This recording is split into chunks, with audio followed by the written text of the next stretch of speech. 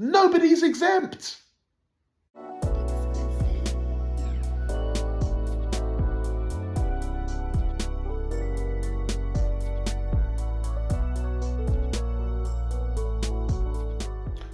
Welcome to another edition of the Think Well podcast, where hopefully you'll find that the thinking is done well. Make sure that you subscribe so that you don't miss out on our unique currency of thought that's going to help you to maneuver through your own unique situations. And in this one, I want to just address something that's been talked about quite a bit. And that is, can people of colour be racist? Can black people specifically be racist? Let's just look at that question. The answer is yes, unequivocally yes. That's the short of it. Black people can be racist. Okay, right, that's it. That's the short answer. Let's get into this. So a lot of people have been saying, can black people be racist? Because black people are part of a historically oppressed and still oppressed group, a minority ethnic group that suffers under the hegemony of a Eurocentric society. Can black people be racist? Because they are the subjects of racism mainly. We are the subjects of racism. We are the victims of racism. So therefore, can we be racist ourselves? Of course we can. Of course we can. We need to look at this from all angles. Okay? Yes, we can. Political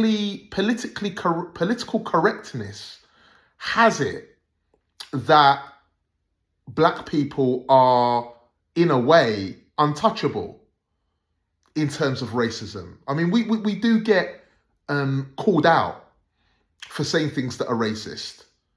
Okay? You know, I think Wiley made some comments about Jewish people, and that was called out. He was called anti-Semitic immediately. And so on and so forth. I think Diane Abbott has also suffered under the same thing in terms of her commentary on Jews, and so on and so forth. So there is the calling out of black people for comments that are perceived as racist or anti-Semitic or whatever. But in terms of racism, in terms of comments that black people make about white people, of course racism can exist.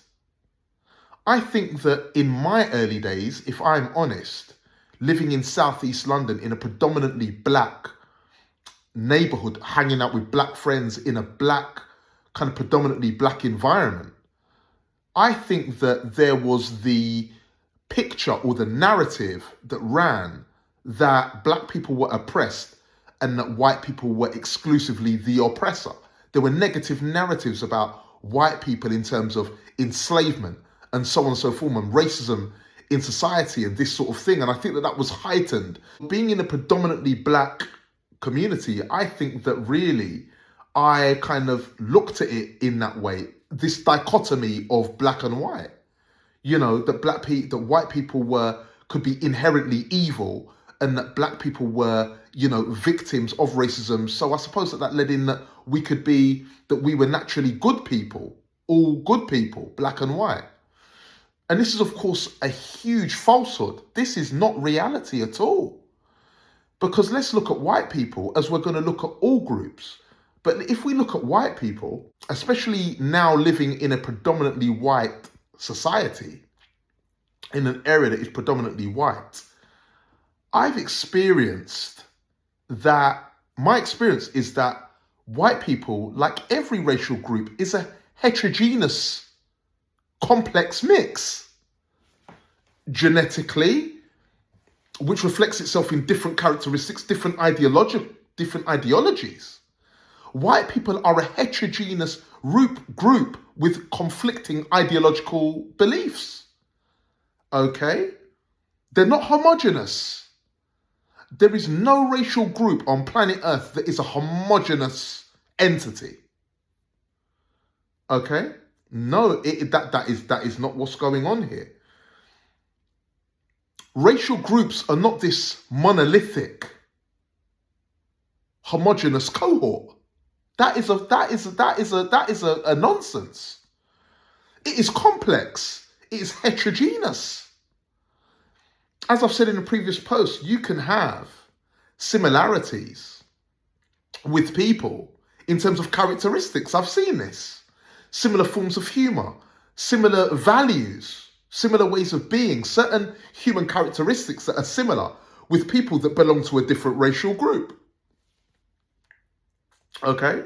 Yes, there are similarities within racial constructs because there you have commonalities within cultural orientations. Like there are dominant Eurocentric norms, there are dominant Afrocentric norms that run through. Mythologies are part of every racial group, okay, that fill in the blanks of reality where reality is missed.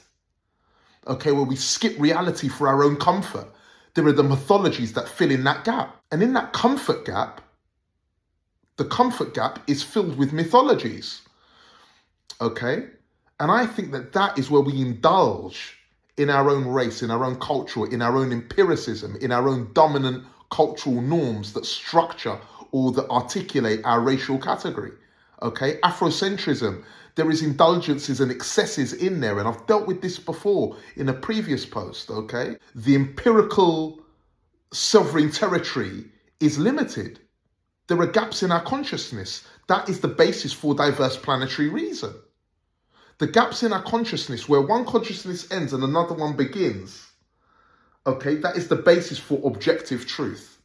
That one fills in the gaps of the other, and so it goes. And every culture has its limitations of where it goes. And every culture has its mythologies. And out of culture comes particular religions, okay? And religion is a diverse, for me, a cultural articulation of the divine. Okay? That's what religion is. A cultural interpretation of the divine. And each culture will see that differently. And that is where conflict arises. Because that's what we're dealing with there. We're dealing with cultures and the gaps in consciousness. We're dealing with diverse planetary reason. And so when we indulge in our own empiricism or in the dominant norms of our Afrocentricity or our Eurocentricity, too much racisms occur. And I believe that racisms occurred in the height of the African empire, when the African empire was dominant on planet Earth. Okay? That was when it was truly when black was truly beautiful. When melanated skin was seen as the creme de la creme, as white skin is seen as the creme de la creme now. So at the height of the African empire, so black was beautiful. And believe it or not, white skin was seen as less beautiful, okay? It wasn't seen as civilized in the way that white skin or Eurocentricity is seen as civilized now. It was the height of a different period. And black was seen as beautiful. Melanated people were seen as at the height of the pecking order in terms of beauty. That is inconceivable now because of the bombardment of beauty in Eurocentric terms. But there was a point when the African empire and Afrocentricity governed the globe, as the Eurocentric governs it now. That is historical fact. Okay? And so there would have been indulgences there because it would have been left to reign on its own. So as Eurocentricity is now, with nothing to challenge it. And so something unchallenged can run away with itself. And it will lead to excessive indulgence in that particular reality. So it would have been in terms of the Afrocentric reality when the African empire governed planet Earth. Okay, there would have been indulgences there. There would have been mythologies there. Okay? And that, and gone unchecked, that leads to distortions in reality. Because no one cultural orientation can be responsible for truth. Anyway, we're getting into philosophical debates here. Black people can be racist. We can be racist. And we can indulge in our own races for comfort and indulge in our own racial mythologies for comfort. And so we can be that way. We can be racist. We can be bound to our own empiricism. Okay? The consciousness that structures our reality. We can become overindulgent in that. Okay? We can become overindulgent in our own sovereign empirical borders, our own sovereign territory, empirical sovereign territory. Okay, and that is within the limitations of our consciousness. And so, yeah, we can be racist. We can see others as lesser because we see our own mode of reason as being tangent reality. And so we can overindulge in that and think that we are supreme. And just as white people can be racist and indulge in their own Eurocentricity, so can black people. And I think all people can be evil as well. All people can have negative tendencies. And so for black people to think that white people are inherently racist, that in itself is or inherently evil, that is a racism. That is a mythology that gives black people comfort. Okay? We don't want to accept that. To see white people as inherently evil because of the racisms that have gone on over in historical contexts, and for us to say that, yes, white people are inherently evil, that is a racist statement. And it is inaccurate. And it doesn't help in terms of progression. It's a nonsense. You have inherently good white folk. I've met them. I know them. Okay? My best friend growing up, Philip, his dad was an absolute treat that was hard to beat. Phil, Big Phil, what a treat he was. One of the best dads on the planet. Oh my God, I was jealous of the relationship he had with Philip, okay? Because I didn't have that relationship with my dad growing up at all. My mum was my best friend. And what a lovely guy. Inherently good-natured, lovely temperament, nice guy, through and through, lovely chap. Okay, so I've known it. Okay, and I have to say in terms of my ex-partner as well, her brothers in particular, salt of the earth. My mate Michael, what a treat he is. Absolute salt of the earth, wouldn't hurt a fly, good-natured, help anybody, good guy, nice person. Okay? So there's positive and negative. In this global world of flux, we can't see it in terms of race. Race is no guarantee of ideology. And it's no guarantee of a good person. You can't say, oh, he's black, he's going to be inherently good. Or he's Indian, he's going to be inherently good. Or he's Pakistani, he's going to be inherently good. Or he's white, he's going to be inherently good. Or he's Mexican, he's going to be inherently good. It doesn't work like that. This racial thing is a myth. It is a myth, okay? We all come from the same origin. There is one race, the human race. This racism, this different races thing is a nonsense. As I've said before, to serve the ruling class who reside at the top who've created this game of race. We all come from the same origin. That is Africa. Okay? With genetic mutations and climatic mutations along the way. A combination of the two. Genetic and climatic. Genetic primarily and climatic secondary.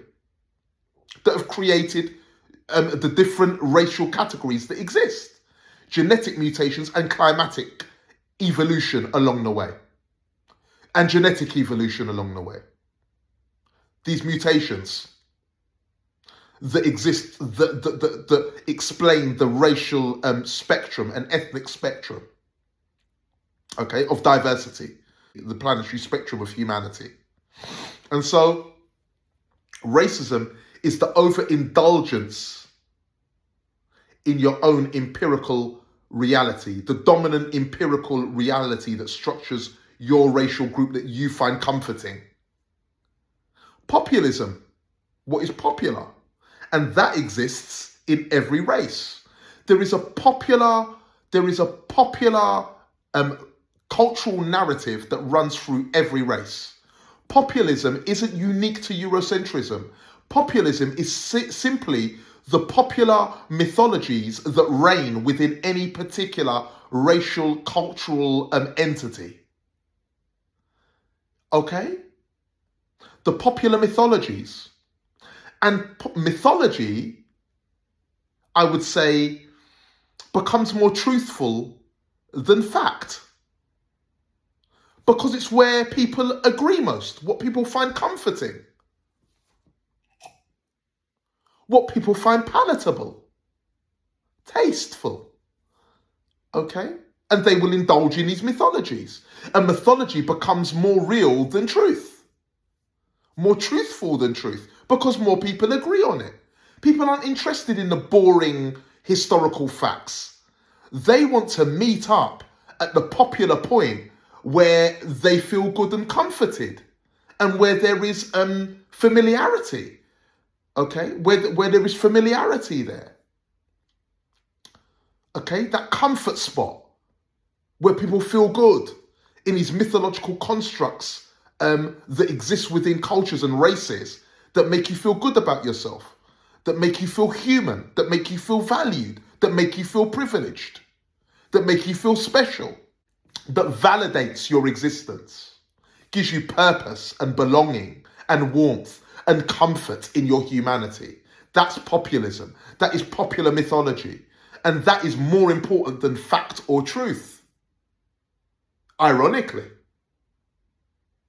because there are truths that would contradict that popular mythology, that comfort blanket that we wrap ourselves around. That's popular mythology. That's where the racisms come from and the xenophobia, and they exist in all races. No race is exempt, including the African melanated people. We indulge. Every race indulges. That's the intelligent way to see it. Indulgence. It's true. Okay? Hard to look at yourself and to critique. But we like to feel comforted. We like to feel valid. We like to feel that we are worthy of praise. We like to feel comforted. We want to feel special. Okay? We want our existence validated. We want to know that we are beautiful. We want to know that who we are counts for something. Okay? That we too are part of something civilized, that we are good, that we are inherently good. We want to be honored. We want our place. Every human being wants to be recognized, okay, for their worth and for what they bring to the table. Everybody wants to be validated. Everybody wants to feel special. Nobody wants to be shamed or to be made an outcast, okay? And so we indulge. And we push these indulgences and we turn them into narratives and we push them. Okay? Every race does that. Statues of people that have achieved things. Putting statues up of the people within your own cultural orientation that have achieved things, but not the statues of others who have thought differently. We indulge. Okay? And so the statues, the institutions are those of the victors of history. The ones who are victorious in conquest, who have the means to do so. Those are the popular mythologies that spread. And we are currently in the age of the European, of dominant Eurocentric norms. And so we are having to tolerate populism and popular Eurocentric mythology, the comfort blankets of the European, that make them feel warm and fuzzy, to be quite simple about it. And we're having to indulge that. That is where the Eurocentric and the European and the white racism is born. But no different in the age of the African empire with the Afrocentric indulges, which I've already talked about. So that's what's going on.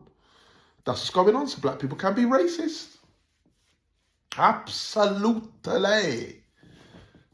Yes, sir. Yes, sir. It's reality.